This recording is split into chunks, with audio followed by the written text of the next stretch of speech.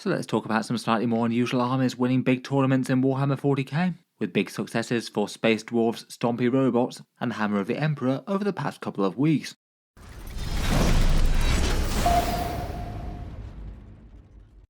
Hello and welcome back to Auspex Tactics, where today I thought we'd take a look at a few armies that are winning big in Warhammer 40k right now, and focus on a few factions in particular that seem to have been doing really well over the last couple of weeks of events. For this one I thought we'd take a look at a couple of army lists for Imperial Guard, Leagues of Votann and Imperial Knights, all three of them really quite nicely balanced and mid-tier around about 49 to 50% win rates. Though out of these it's certainly the Astra Militarum that tend to win far more big tournaments. There's just a fair bit more complexity and depth in their army list, with a bit more scope for subtle plays and varying things big with the right applications of orders and things. Imperial Knights and Leagues of Votann haven't really won so many tournaments since Pariah Nexus came about. They perhaps tend to be a little bit more simplistic in kind of big damage armies that try and overwhelm the enemy forces with huge firepower. They're obviously still miles better in the hands of someone who knows the army really well, as opposed to someone new playing a more random collection of units. In any case, they've all done pretty well over the past couple of weeks, and I thought we'd take a look at a few winning tournament lists for each, 3 for the Guard and 2 for the Knights and Votann. Starting off with the Leagues of Votann, this list was run by a Matthew Clerk, who used it to take first at German Major Bayern, 6 wins to 0 losses at a pretty massive tournament of 105 players. The Leagues of Votann aren't exactly the army with the most enormous amount of options right now, but this one definitely does do a few things differently, going heavy on the Chthonian Berserks and the Hernkin Jaegers. Leading the list are a pair of characters. There's an Ironhair champion with the Hammer and Weaverfield crest with Appraising Glare. That's the one that nominates an objective marker for extra judgment, and then a car with a Mass Gauntlet, Rampart crest and Vulcanite Disintegrator, and he has Grim Demeanor, allowing his lead units to ignore modifiers. I'm not 100% sure which one attaches to the big Ironhair Hearthguard unit. It could be either of them, I suppose. Maybe making a bit more sense with the car if he has his ignore modifiers and lethal hits that he can give them, and maybe run the Ironhair champion solo. Though I guess you could do the other way around with the champion attached and the car leading some Hearthkin, maybe in a Sagittor. In any case, one of them will be dropping with an enormous unit of Ironhair Hearthguard. They take the Concussion Gauntlets and the Plasma Guns, and they've got a Teleport Crest to beam them down onto the battlefield with a character. Those Plasma Guns with double Judgment tokens and maybe the Sustained Hit stratagem will lead to a serious amount of damage. For vehicle support, there's 2 Sagittors worth of transports with high las beam cannons. They're fast and they can scout and potentially split Hearthkin warrior squads in 2. And then 2 Hexon land fortresses, these ones with the SP conversion beamer, ignores cover with the scanner and bolt cannons. Really quite big and scary central damage dealers for the army and very efficient for multiple different stratagems. In those transports in some combination are 10 Hearthkin warriors, 10 Chthonian berserks and a small unit of 5 of them. I guess the Hearthkin warrior squad might be split into 2 by one of the Sagittors, then you'd have 2 different objective securing units, potentially one to sit on the home field objective if desired, and probably the big unit of 10 berserks with the concussion mauls. They'd go in one of the big land fortresses. The other one could either go in a Sagittor or a land fortress. Kind of interesting to see quite so many Chthonian berserks on the table. They don't tend to be quite as widely used in really big units that I've seen. Otherwise, there's a lot of scouting and board control goodness. 2 units of 10 Hernkin Jaegers, which are nicely cheap at 80 points per infiltrating squad. They're all taking the plasma knives and the APM missile. And then 3 units of scouting Hernkin Pioneers, nice general purpose autocannon firepower with some benefits for the upgrades, and a high las rotary cannon on each. In any case, as ever, going heavy on damage output with Leagues of Votann, a lot of really big punchy units with the judgment tokens, and quite a heavy presence of scouting board control units with the Hernkin and the Jaegers.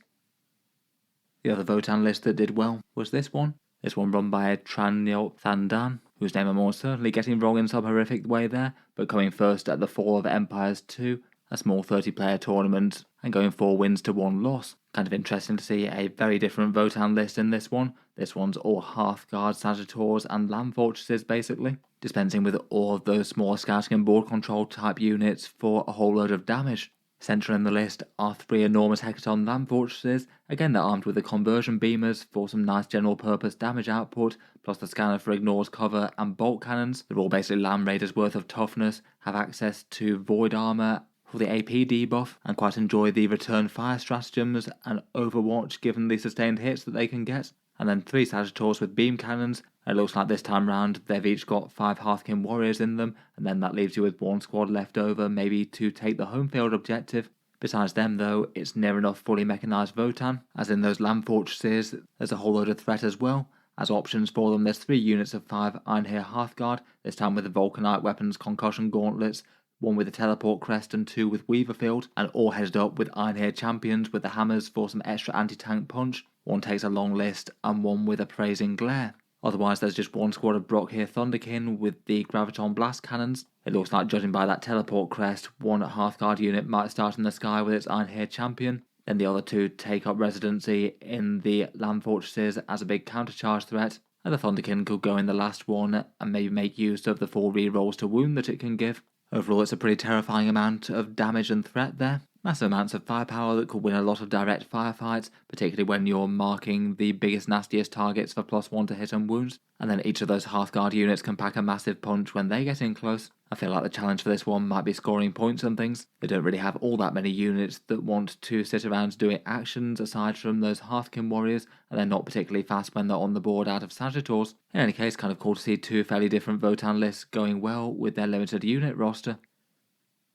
Moving on to the Guard next, and first up we have this list by Javier Barrera, who used it to take first at El Bunker Bio Open, with 6 wins to no losses at a big 75-player tournament. This one certainly seems to be Guard of a theme, with a massive great big Borgrim battle line, then supported by Kaschan Jungle Fighters, Tempestus Scions, and Rogel Dawn supported by Hellhounds. Sitting in the backfield is Lord Solar Leontus, auto-include in most Guard lists, bringing all the orders and command points, and being able to broadcast those orders over the Voxnet with a platoon command squad, where they're tied together with one of the Kaschan Jungle Fighter units. Really quite a big deal for being able to order those Rogel Dawns and maybe the Borgrin in a pinch, given that the list doesn't have any tank commanders. Then there's a Militarum Tempestus command squad with Grand Strategist. They take the mix of different special weapons that they can, and it looks like they'll be going with the 10 Tempestus Scions, taking max plasma guns and melter guns with a power fist, and all that out of Deep Strike with the big damage rerolls that you can get with them, pack an absolutely massive punch against anything that they can land on, probably best against elite infantry, but still have a good chance to one-shot things like battle tanks with all those rerolls that they can have.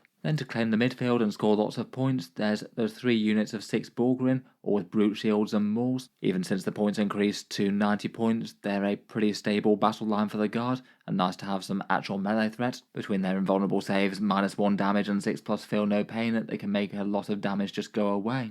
Alongside them, it looks like there's a couple of Kaschan squads moving up in Chimeras too, each with double heavy flamer, so you can be potentially having 4 flamer attacks straight out of the tanks. There's quite a lot of volume fire in addition to that, with the lasgun arrays, stubbers, and all the lasguns on the guardsmen. They're quite nice for getting a bunch of objective control onto the mid-board objectives as well, ideally somewhere where they can stay safe and not get shot down too easily. Otherwise, there's a smaller unit of Tempestus Scions which could be good to drop and do actions and things. Then yet more flamethrower goodness with 2 Hellhounds with Inferno Cannons and multi-melters. Nice enough anti-chaff things with a little bit of bite from the melter guns, and they can strip cover from units, which is rather nice for the Rogel Dawns. They quite like that, with a lot of AP-1 and AP-2 weapons, just great big powerhouse tanks with an enormous amount of toughness, and a very scary mix of different weapon profiles. Overall, it's pretty scary stuff and looks like a nicely balanced Guard list, a rather durable and intimidating front line, big tanks to hit things from behind, and a very scary drop threat in those Tempestus Scions. For our next list for the Guard, this one was run by an Edoardo Rinaldi, who used it to take first at the 40k Italian GT, 5 wins and 0 losses at a big 78-player tournament. Interestingly enough, this one has some big similarities, but goes a different way with other things. Probably the most notable things that are just the same are Lord Solar Leontus and the Platoon Command Squad. That one's got a mortar like the first set as well, which could be good for putting down things like Fields of Fire. And then again, there's a massive great big Borgrin shield wall, 3 units of 6 Borgrin again, and they're all backed up by the firepower of 2 Rogel Dawns, though there aren't any Hellhounds to strip cover for them this time. Beyond that, this time we've got the Gaunt's Ghost, being able to jump on and off the board and having a little bit of threat against lighter infantry too, a pretty godly utility unit. There's a tank commander with a Demolisher Cannon, Plasma Cannons and Las Cannon that'll be able to be ordered by Lord Solar Leontus and could chip in to help order the Dawns as well. A Scion Command Squad, this time looking like they're dropping with just 1 unit of 5 Tempestus Scions, unless they're just going their separate ways and just embracing a few more special weapons and an order this time. And then quite a lot of Sentinels in support, 2 individual scout ones with las cannons, which are rarely a bad idea, marking targets and chipping in a little bit of anti-tank damage output, and then a big unit of 3 armoured sentinels with las cannons, which could be a really good target for the reinforcement stratagem. They'd certainly be a nuisance stomping forward with the Bullgrin. That'd be a lot of sort of mid-toughness profiles that take an enormous amount of volume fire to bring down. Kind of interesting to see the similarities and differences with the first list, really. Basically feels like the same general theme, but with a bit of different support. Finally, the third list shakes up the formula a bit more than that. This one was run by Martin Cooper, who used its place first at the Winchester GT, 5 wins to none at a smaller 29-player grand tournament. Again, some similarities here, as Lord Solar Leontus with his platoon command squad once more, Gaunt's Ghost and a tank commander. And there are still 3 squads of Bullgrin, but they're only smaller units of 3 of them, again with the brute shields and mauls. This one really goes heavy on the Kaschan jungle fighters though. There's 5 units of them. I guess one would unite Lord Solar and the command squad. 2 are going chimeras once more with the heavy flamers, and there'd be 2 more left to footslog. There aren't any Tempestus Scions on this list, the objective duties being entirely left to Gaunt's Ghost and a Calatus Assassin, so 2 units that can bounce on and off the board doing points and actions. And then for the tank contingent, the Dawns aren't in this one. Instead, there's 3 Lehman Russ Vanquishers with plasma cannon sponsons, las cannon, and of course a great big anti-tank gun on top. The individual Vanquisher shooting is definitely hit and miss, but they're dead cheap at 145 points, and between 3 of them it's pretty likely that you convert at least 1 or 2 of the wound rolls, and the rest of the chassis does some pretty nice damage as well. Plasma cannons with lethal hits against monsters and vehicles are pretty general purpose. As well as that, there's a Lehman Russ battle tank, again with las cannon and plasma sponsons, and finally there's a solitary Earthshaker carriage, a little bit cheaper than a Basilisk, if a bit more order dependent, but I guess primarily there for being able to threaten the movement debuff, which can be really quite impactful with a -2 to move, advance and charge. Again, interesting enough to see a different twist on top level guard here. Seems that Russes still have the power to go all the way, though I must admit it does seem to be a bit of a ringing endorsement for Bullgrins over those 3 tournament toppers. Out of the possible 9 units that people could have fielded, there were 9 on the table, certainly being seen as an absolute tournament must-have for many armies. Finally, we get on to big stompy robots, and here we have the Imperial Knights, again an army that doesn't tend to grace the absolute top spots of tournaments all that regularly, so quite an achievement to get them there. This first list was run by a Kyle Murray, who used it to place first at Roll for Damage GT, 6 wins and 0 losses against a big tournament of almost 100 players, and interestingly enough, this one's pure armature spam, not something I've seen quite as much for Imperial Knights. I've definitely seen plenty of lists going fairly heavy on the armatures, though often including things like at least Canis Rex, and quite commonly 2 big knights. It means the list is super simple: 6 armature Helverins with stubbers, and 6 armature Warglaves. They were also taking stubbers. That's going to be a whole load of volume autocannon fire from the Helverins there. I'm sure they could make good use of the extra AP stratagem to improve the slightly mediocre AP1 against certain targets. Plus, if the enemy's got any important fly targets out there, then a lot of anti-fly 2+ could be pretty nasty. Otherwise, the armature Warglaves are pretty good for the front line. They move fast and have plenty of objective control. The Thermal Spear with the nightly rerolls is pretty brutal anti-tank, and they've got fairly nice general purpose melee.